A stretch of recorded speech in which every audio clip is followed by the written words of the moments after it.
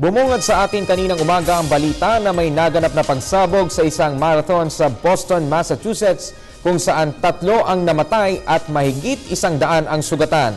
Ngunit hindi ito ang unang pagkakataon na niyanig ng ganitong insidente ang Amerika.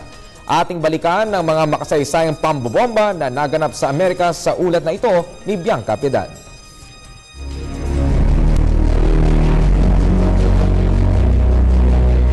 Sa nakalipas na mga dekada, nakapagtala ang isa sa pinakamakapangyarihang bansa sa mundo ng mga pinakamalalang pag-atake kabilang na ang kilos terorismo. September 16, 1920, 40 tao ang namatay habang daan-daan ang nasugatan sa pagsabog ng bomba sa lugar ng Wall Street sa New York. Marami pa ang mga sumunod na pambobomba sa Estados Unidos sa pagitan ng mga taong 1970 hanggang 1981. February 26, 1993, pinasabog ang bomb truck sa isang car park sa isa sa mga towers ng World Trade Center na ikinamatay ng 6 katao at ikinasugat ng nasa 1,000.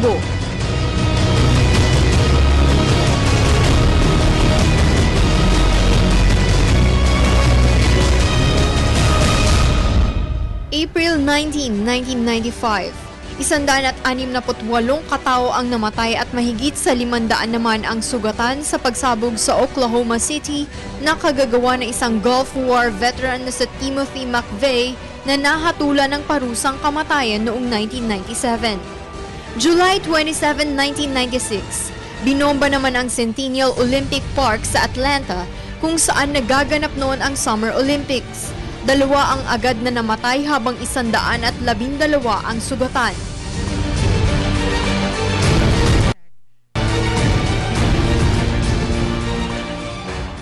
At ang isa nga sa hindi malilimutang pag-atake ng terrorist group na Al-Qaeda noong September 11, 2001, humigit kumulang 3,000 tao ang nagbuwis ng buhay at libo-libo pa ang nasugatan nang gumuho ang World Trade Center sa New York matapos ang sadyang pagsalpok ng 2 passenger jets sa Twin Towers ng gusali.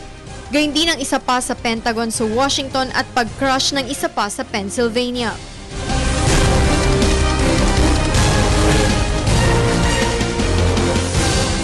Subalit isa na namang pangyayari ang nagpaalala sa buong Amerika ng atake ng terorismo nang magkaroon ng magkasabay na pagsabog sa ginanap na 117th Boston Marathon madaling araw ng April 16, 2013, oras dito sa Pilipinas.